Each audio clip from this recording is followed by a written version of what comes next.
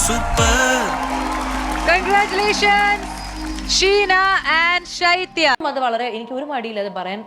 ഒരു കലാകാരനും കലാകാരിയും അത് ചെയ്യാൻ പാടില്ല. ബിഗ് ബോസ് ഇത്രയും ദിവസം കഴിഞ്ഞെങ്കിലും കപ്പൊക്കെ കൊണ്ട് അനുമോള് കൊണ്ട് കാശും പോയി. അനീഷിൻ്റെ വാർഡ് നോക്കിപ്പോയി.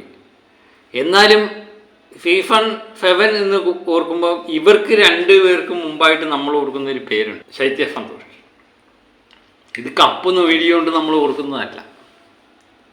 അന്നത്തെ ആ മുഖം, അനുമോള് കപ്പ് നേടിയപ്പോൾ ആ മുഖം കണ്ടവരാരും ശൈത്യം മറക്കത്തില്ല. എടാ എന്താടാ മുഖത്ത് എഴുതി വെച്ച്, എന്താ കല അല്ലേ? നമ്മൾ പലതവണ ചർച്ച ചെയ്തു മക്കളെ. എനിക്ക് സത്യം പറഞ്ഞ ആ കാര്യം ഓർക്കുമ്പം ഭയങ്കര ടെൻഷൻ.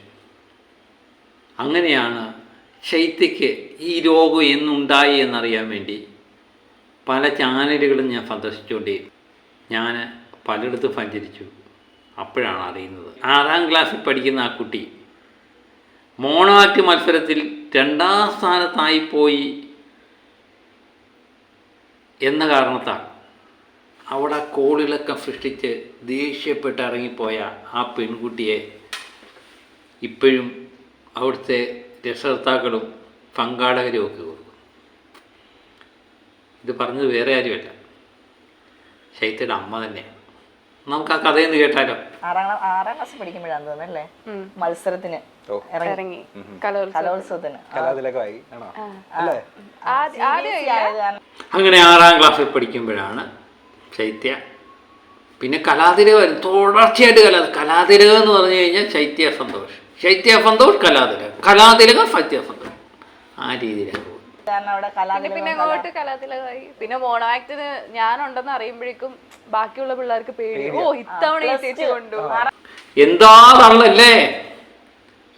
ശൈത്യ ചേച്ചി ഉണ്ടെങ്കിൽ പിന്നെ അവിടുത്തെ പിള്ളേരെല്ലാം അയ്യോ ഈ പ്രാവശ്യത്തെ പ്രൈഫും പോയി, അയ്യോ ഈ പ്രാവശ്യത്തെ പ്രൈഫും പോയി. പിന്നെ ആരും മത്സരിക്കത്തില്ല. എനിക്ക് തോന്നുന്നു ആരും മത്സരിക്കാതെ ഇങ്ങനെ ജയിച്ച് പോയതാണെന്ന് തോന്നുന്നു. ഇനി മത്സരിക്കാൻ ആരെങ്കിലും ഉണ്ടെങ്കിൽ അവർ ഭീഷണിപ്പെടുത്തി പറഞ്ഞു കിട്ടോ എന്ന് നമുക്കറിയില്ല. ഏതായാലും ഒരു ഞെട്ടിക്കുന്ന സംഭവമാണ് പിന്നെ അവിടെ അരങ്ങേറുന്നത്. നമുക്കന്ന് കേട്ട് നോക്ക്. 9ലാണോ 10ലാണോ പഠിക്കുമ്പം സ്കൂൾ ലെവലിൽ തുടങ്ങുമല്ലോ മത്സരം. സ്കൂൾ ലെവലിൽ ഇവള് സെക്കൻഡ് ആക്കി. അങ്ങനെ ഇരിക്കുകയാണ് ആ സന്തോഷകരമായ മുഹൂർത്തത്തിൽ ഒരു ഞെട്ടിപ്പിക്കുന്ന സംഭവമാണ് നടക്കുന്നത്. ആ അമ്മയും മകളെയും ആകപ്പാടി തകർത്ത്. നമുക്ക് ആ സംഭവം ഒന്ന് കേൾക്കാം. സെക്കൻഡ് വന്നു. ഫസ്റ്റ് ഇയർക്ക് മാത്രമേ സ്റ്റേജിൽ പോകാൻ പറ്റത്തുള്ളൂ.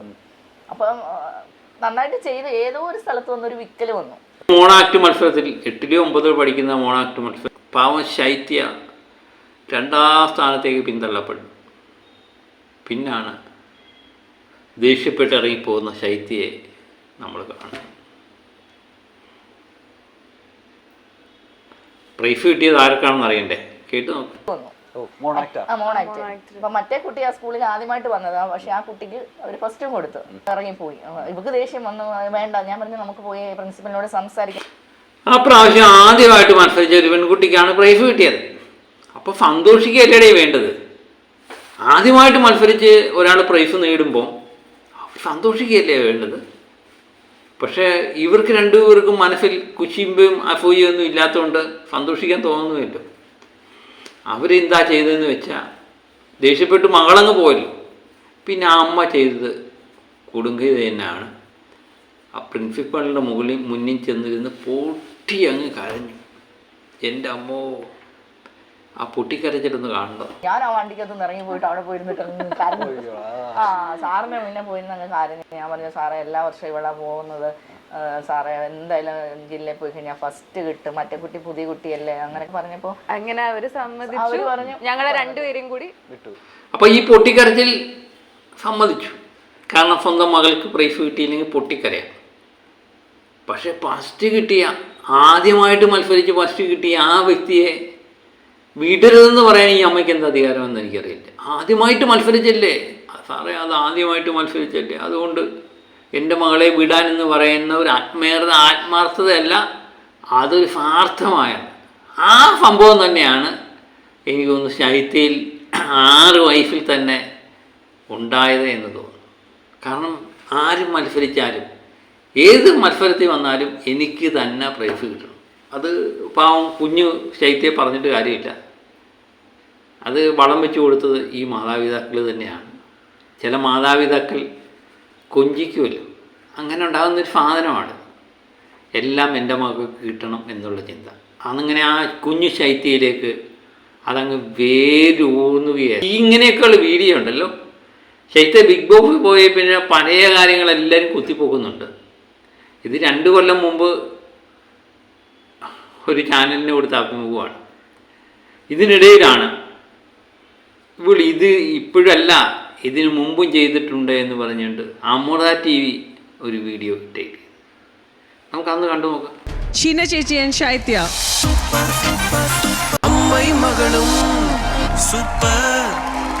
Congratulations, Sheena and Shaitya. അന്നത്തെ മോഹഭാവം കണ്ടോ? ഇന്നത്തെ മോഹഭാവം എവിടെങ്കിലും ഓർക്കുന്നുണ്ടോ? പ്രൈസ് കിട്ടിയില്ല എന്നറിഞ്ഞു കഴിഞ്ഞപ്പോഴുള്ള മോഹഭാവവും അനുമോക്ക് പ്രൈസ് കിട്ടിയെന്ന് പറഞ്ഞപ്പോൾ ഉള്ള മുഖഭാവവും രണ്ടും ഒന്ന് തന്നെ അല്ലേ? ഇതാണ് സത്യസന്ധം. യാതൊരു മാറ്റമില്ല. ആ 6 ക്ലാസ്സുകാരിൽ നിന്ന് എന്തുമാത്രം വളർന്നാലും ആ സ്വഭാവത്തിന് യാതൊരു മാറ്റവും വന്നിട്ടില്ല. എനിക്ക് കിട്ടിയില്ലെങ്കിൽ വേറെ ആർക്കും കിട്ടരുത് എന്നുള്ള ചിന്താഗതി. അതും നമ്മളെ ശ്വേതാമേനോനെ പോലുള്ള ഒരു കലാകാരിയെ, ലാൽ ജോഫ് ആയിരുന്നു ഒരു ജഡ്ജ്. ഇവരെല്ലാം അപമാനിക്കുന്നതിന് തുല്യമാണ് ആ വേദി കാണിച്ചത്. മൊമെന്റ് വേണ്ട. ഓക്കെ, സത്യം പറഞ്ഞാൽ ആ വേദിയിൽ എല്ലാവരും എന്താ പറയുന്നത്, ആകെപ്പാടെ പ്രശ്നമായി. ഈ ശ്വേതാമേനോനെ സംബന്ധിച്ച് അവർ കലാകാരിയാണ്. ഒരാൾക്ക് നമുക്ക് അത് അനുഭവിച്ചാലേ അറിയാൻ പറ്റത്തുള്ളൂ. നമ്മൾ ഒരാൾ വളരെ സ്നേഹപൂർവ്വം ഒരു കപ്പ് കൊണ്ട് കൊടുക്കുമ്പോഴേ അത് വേണ്ട എന്ന് പറയുമ്പം ആ കപ്പിനോടും ആ കൊടുക്കുന്ന വ്യക്തി എന്തുമാത്രം വിഷമിക്കുമെന്നറിയാം. ഒരു വല്ലാത്ത അവസ്ഥയാവും.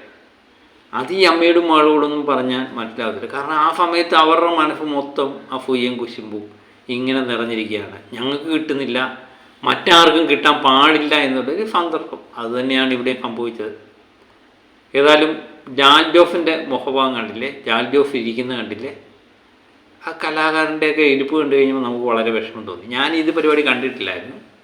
പക്ഷേ ഏതായാലും ഇതൊക്കെ കാണിക്കാനുള്ള അവസ്ഥയാണ് ബിഗ് ബോസിൽ പോയി ശൈത്യം നമുക്ക് വന്നിരിക്കുന്നത്. ഏതായാലും അന്നത്തെ കാര്യങ്ങൾ അന്ന് ആങ്കറായിട്ട് നിന്ന് സാധിക ആ കാര്യങ്ങളൊരു ചാനലിൻ്റെ മുമ്പിൽ ചെന്നിട്ട് പറയുന്നുണ്ട്. അന്നത്തെ ദിവസം അവർ ചെയ്ത പെർഫോമൻസ് ബിലോ ആവറേജ് ആയിരുന്നു. കേട്ടുമടുത്ത കോമഡിയും ടൈമിംഗ് തെറ്റിപ്പോവുക, മറന്നു പോവുക, ബ്ലബ്ല. ഏതെങ്കിലും എല്ലാ ദിവസവും എല്ലാവർക്കും ശരിയാവണമെന്നില്ല. നമ്മൾ നന്നായി പ്രസൻറ്റ് ചെയ്യുന്നതൊക്കെ ആയിരിക്കും. പക്ഷെ അന്നത്തെ ദിവസം പ്രശ്നമാണ്. അന്നത്തെ പ്രശ്നമാണെങ്കിൽ അത് സമ്മാനം കിട്ടിയില്ല, അത് ഉൾക്കൊള്ളാനും നമ്മൾ തയ്യാറാണ്. ആകെപ്പാടെ അലമ്പാക്കി എന്നുള്ളതാണ് സാധിക പറയുന്നത്. പക്ഷെ നേരത്തെ എങ്ങാണ്ട് ആരാണ്ടൊക്കെ പറഞ്ഞിരുന്നു ഇവർക്ക് കപ്പ് കിട്ടുമെന്ന് പറഞ്ഞിരുന്നെന്ന്. അതുകൊണ്ട് ഞങ്ങൾക്ക് കപ്പ് വേണ്ട എന്ന് പറയുന്ന ഒരു അമ്മയും മോളെയും. നമ്മളെന്താ അവസ്ഥയെന്നറിയില്ല. സാധിക എന്നെ പല കാര്യങ്ങളും ഇതിനകത്ത് പറയുന്നുണ്ട്. അത് വളരെ, എനിക്ക് ഒരു മടിയില്ലാതെ പറയാൻ, ഒരു കലാകാരനും കലാകാരിയും അത് ചെയ്യാൻ പാടില്ല. അതുതന്നെയാണ് നമുക്കും പറയാനുള്ളത്. ഒരു മനുഷ്യനും ഒരു കലാകാരിയും ഇങ്ങനൊന്നും ചെയ്യാൻ പാടില്ല. ഇങ്ങനെ ചെയ്യുന്നവരെ കലാകാരി എന്നല്ല. അല്ലെങ്കിൽ ഇവർക്ക് പ്രൈസ് കിട്ടണമെങ്കിൽ ഇവർ ചെയ്യേണ്ടതെന്ന് പറഞ്ഞാൽ ഒറ്റയ്ക്ക് പോയി മത്സരിക്കണം, വേറെ ആരെയും പാടില്ല. അപ്പോൾ അത്ര സ്വാർത്ഥ ചിന്താഗതിയുള്ള ഒരു മനസ്സാണ്. അപ്പോൾ ഇത് കണ്ടു കഴിഞ്ഞപ്പോൾ എനിക്ക് മനസ്സിലായി ഇതിന് കുറ്റക്കാരി ശൈത്യമൊന്നുമല്ല.